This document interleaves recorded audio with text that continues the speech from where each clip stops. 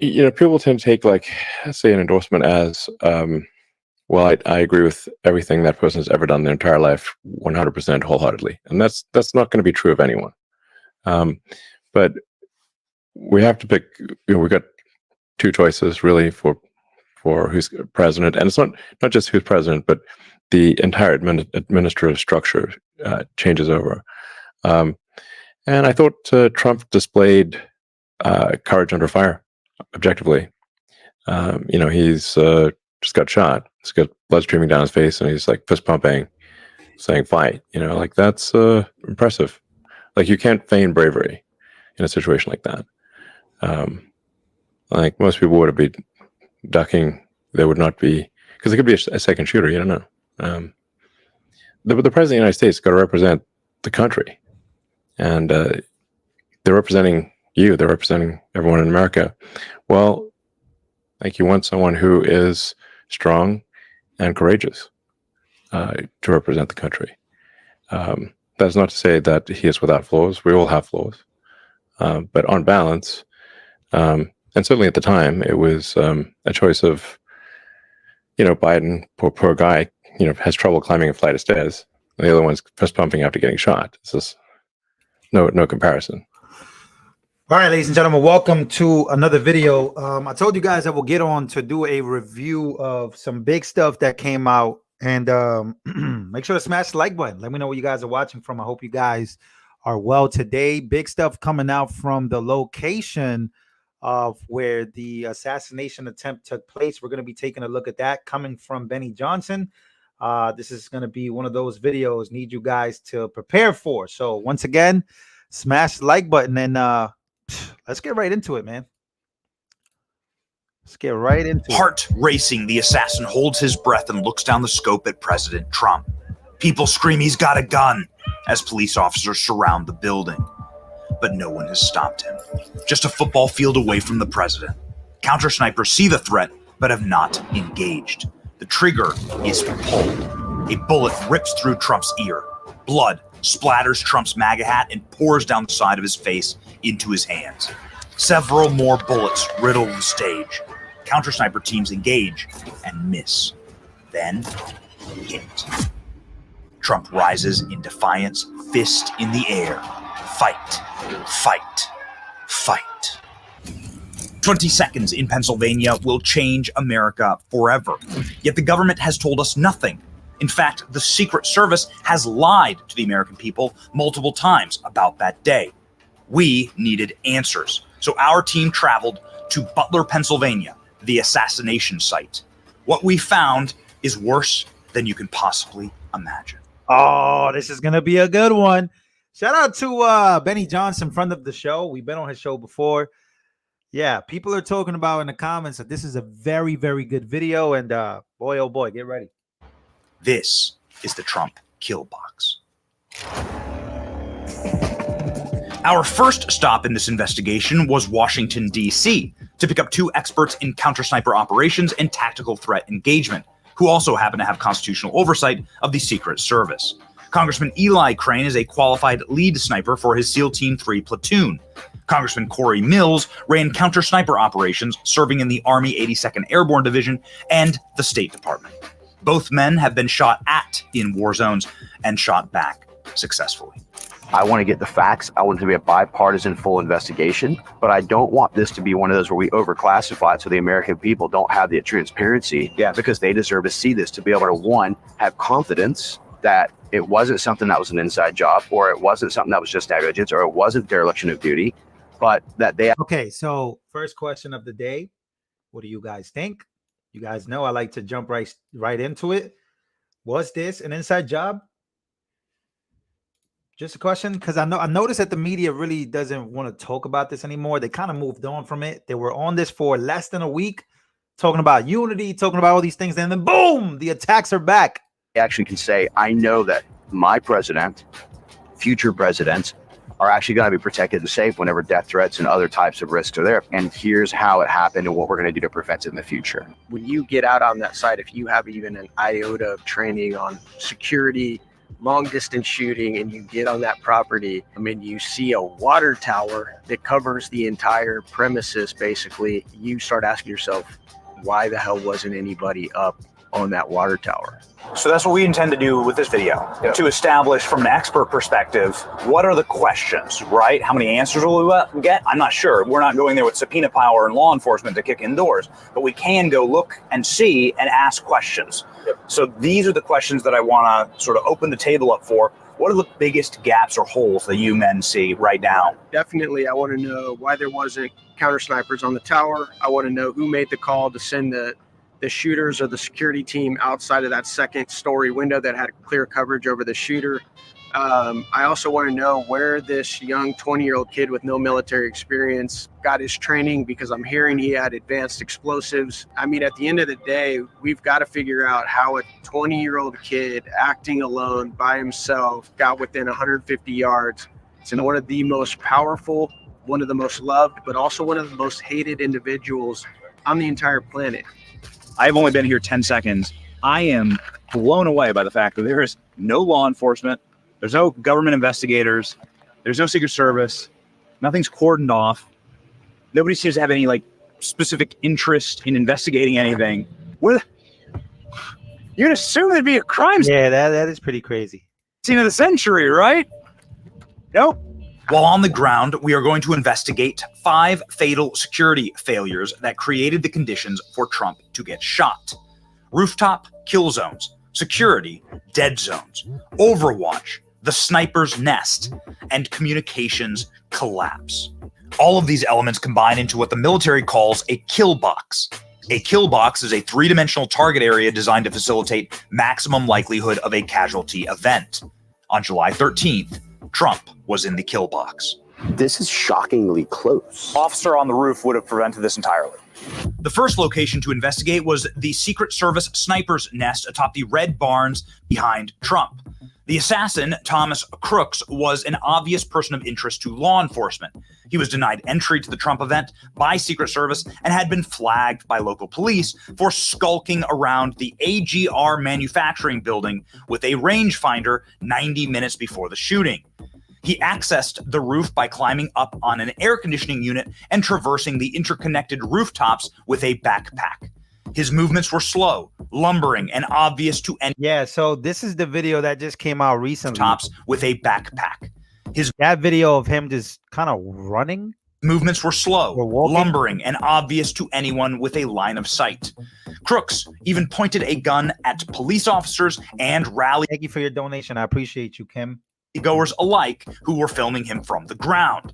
Police had completely surrounded Crooks by the time he was in position to fire on Trump. New footage recently released shows Crooks atop the roof line of the building 3 whole minutes before firing shots. You can see his head and torso and Oh, is this a real picture? This is insane. This is the real picture? firearm. The snipers atop the Red Barn location had clear line of sight to engage the shooter, but did not fire until Trump had been shot. We climbed up onto the Red Barn sniper nest position to see what those snipers saw that day. You had one guy here who's got a slightly elevated position. People in those windows, which could see the backside of those buildings, it would have 100% coverage if you're communicating. So if we are in the sniper position, as we saw with the tripod right here, you see dents right in the Right. This must be very close to where they were, and you don't see the same dents. So if you're looking at this shot, what were they looking for? What was the hesitation? What would you expect to have happened? I haven't seen video of Crooks taking a shot, but I'm assuming based on how he was wisely low crawling up the roof that he probably took a shot from a prone position. So you might be looking at a profile that's, I don't know, maybe 6, 10, 12 inches high. Got it. And if one of those guys was on high magnification, one of the snipers, it's hard to find anything on high magnification. So he might have had to dial his scope back out, get the field of view, just so he could find him. Oh, there he is. I'm coming in. Crack. It took a full 20 seconds to neutralize the target. Why? The answer is bone-chilling. According to local SWAT teams, there was simply no communication with the Secret Service. We were supposed to get a face-to-face briefing with the Secret Service snipers. That never happened, and we had no communication with the Secret Service. The Secret Service skipped the security briefings and site visits. You had no communication with the Secret Service. Wow, they skipped it. They skipped it. Yeah, that's not weird at all. Thank you for your donation, Teflon Don. At all on that Saturday. The snipers on the roof had no idea what was going on, what the commotion in the building was about, and local law enforcement had no way to contact them directly. They had no intelligence and were in the dark, and that is why they were fatally slow to react. Neither the Secret Service counter sniper teams nor members of the former president's security detail had any knowledge that there was a man on the roof of the AGR building with a firearm. This is completely suicidal. If the agents protecting the president can't share intelligence about a threat to the president's life, it guarantees failure of the mission by design. The agents we spoke with say they've never seen a setup like this, and it gets much, much worse. How was Crooks allowed to get so close to the president in the first place? How was he allowed to fire 8 shots?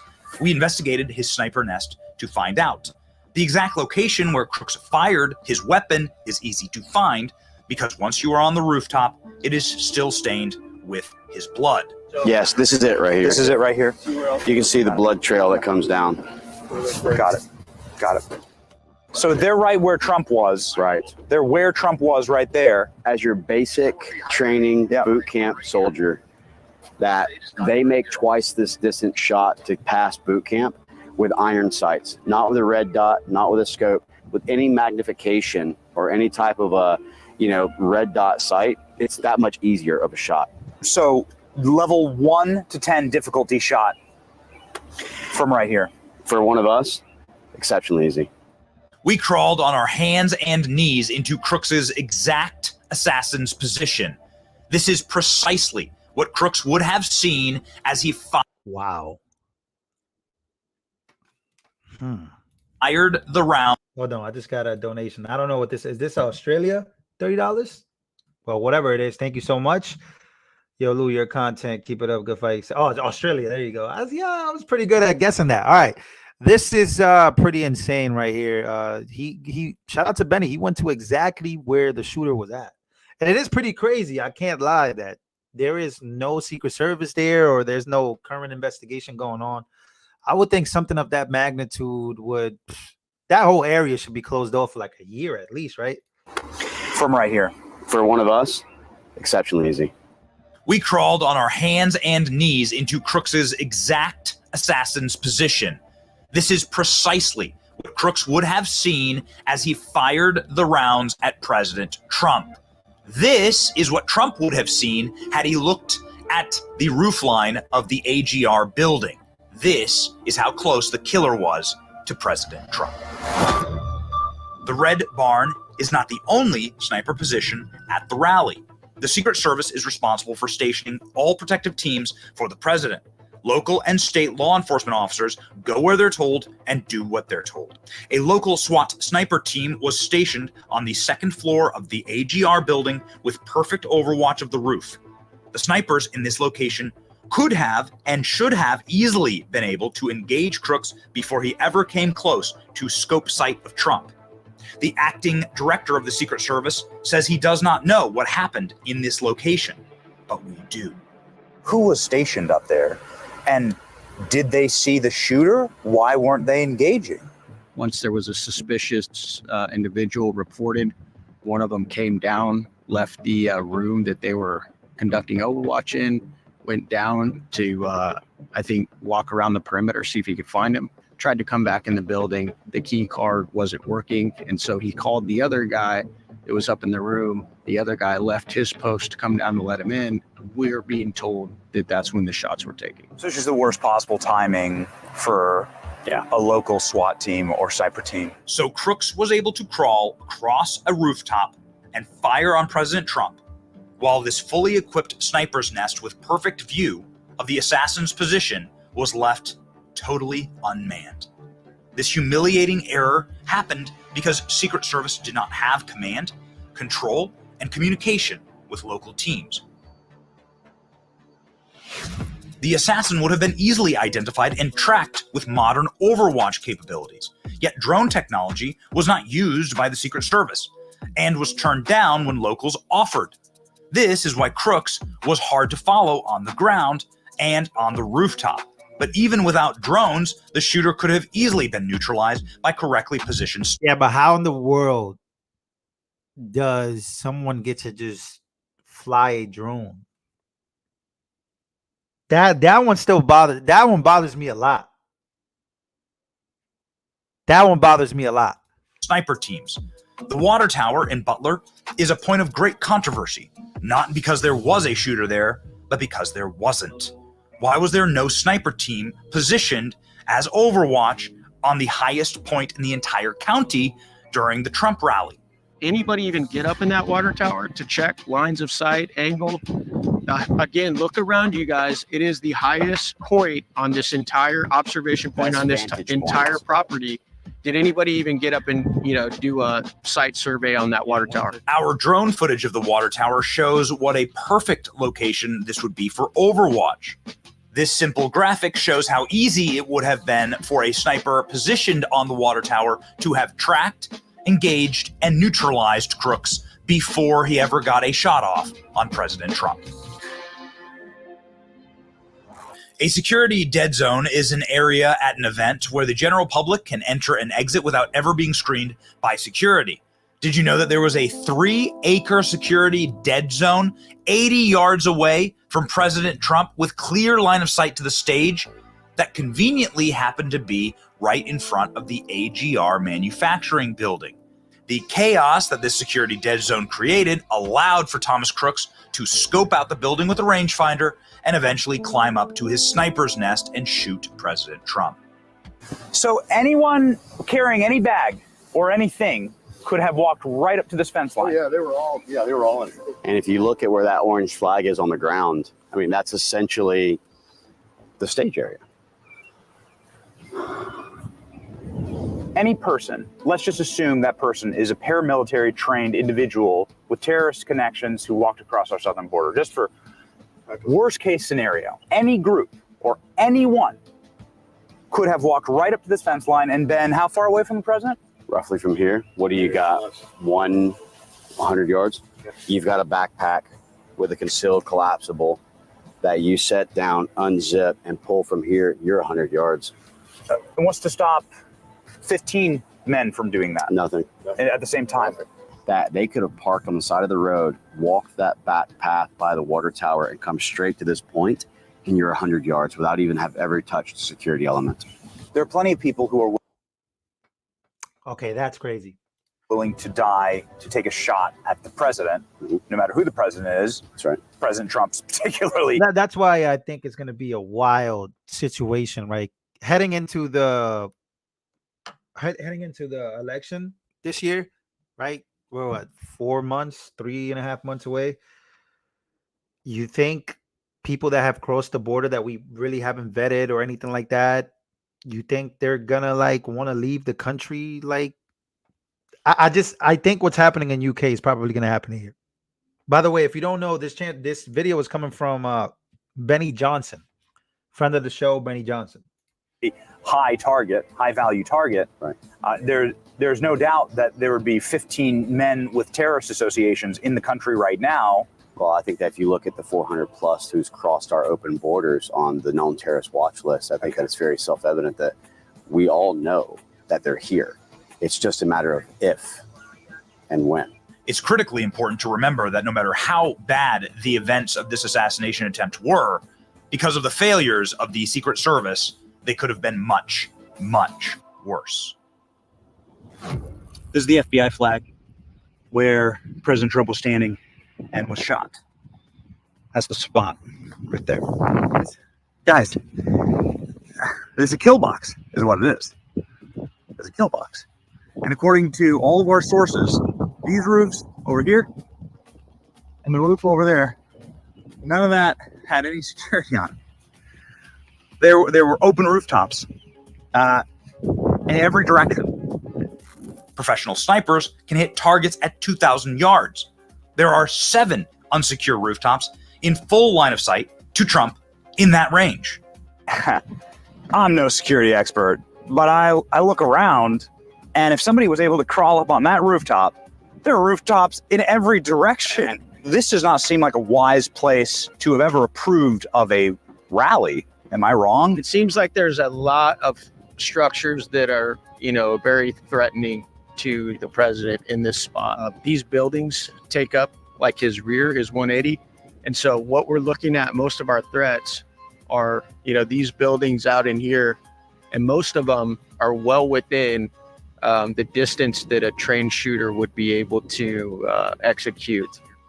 Standing right up here and looking at this, Congressman, for the first time, seeing it again with fresh eyes, would you have authorized the president give a speech? Sometimes in units like that, whether military or law enforcement, you're told, this is what we're doing, make the best of it. This is why it's so important as well to have a security team who's willing to push back and say, sir, we don't have enough available resources and assets to secure certain areas. That's where that prioritization of where would I basically, you have to almost put yourself into the mind of someone who would try and make this and say, where would I be? What would I do? If a trained professional sniper had decided to kill Trump that day, God forbid. We have established beyond a reasonable doubt that President Trump was intentionally put into the kill box on July 13th. So who's responsible for this fatal security plan? Who cut the communication lines? Who kept Trump on stage? And who will be held criminally liable for these deadly decisions? We have so many questions after our investigation of the assassination site, but one thing is crystal clear. There are forces that wanted President Trump dead. The obscene security failures created the conditions for a live TV execution. These failures are unforgivable and have inspired regular... Man, I'm not gonna lie. That last sentence gave me the chills because that's literally what I thought happened. I don't know about you, but I was watching this live. A lot of you guys on this channel were watching this with me. I thought that's what happened. We have so many questions after our investigation of the assassination site, but one thing is crystal clear. There are forces that wanted President Trump dead. The obscene security failures created the conditions for a live TV execution. These failures are unforgivable and have inspired regular Americans to ask questions like this. Was there a stand-down order, Ms. Cheadle? Was there a conspiracy to kill President Trump? The head of the Secret Service resigned in disgrace after this question, but her replacement continues the same failed policies that sent a bullet through Trump's head. Not one federal government employee responsible for the assassination attempt on Trump's life has been fired. Gross incompetence is indistinguishable from malevolence. Enough stupid people making decisions together will get innocent Americans hurt or killed. Whistleblowers inside the Secret Service have warned of another Trump assassination in 30 days or before the election. How long till the next Trump kill box? We demand accountability and criminal charges for those responsible. Pray for President Donald Trump before it's too late.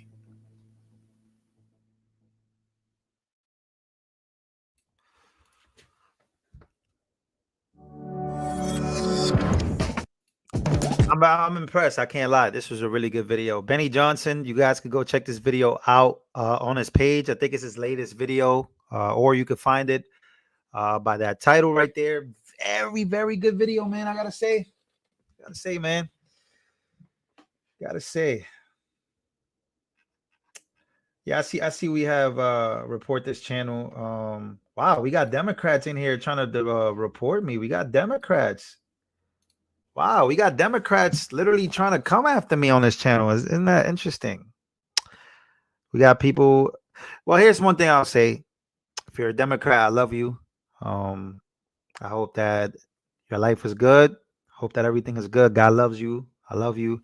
I don't wish you any harm, though. You probably wish that my channel gets taken down or you're trying to report my channel. But unfortunately for you, love is the answer to this. Love is the answer to all of this. Just my honest opinion. So you could wish me harm, but unfortunately for you, I don't really care. You're coming in here trying to get me shut down. That is a coward move, but not only that, it's very negative and it's a bad vibe. Go somewhere better, man. Somewhere better where you are appreciated. You know what I mean? I love you. God bless. And yeah, man, I thought this was a very good video. Go check it out if you guys have time. It is what it is. See you guys on the next one, man. I hope you guys enjoyed this video for real. And by the way, to you Democrats on this channel, you could try play these games with me, but these games don't work. From the Bronx, New York, these games don't work with me. I'm not a rando. These games don't. Those games, you wish they worked with me, but they don't work with me. Sorry.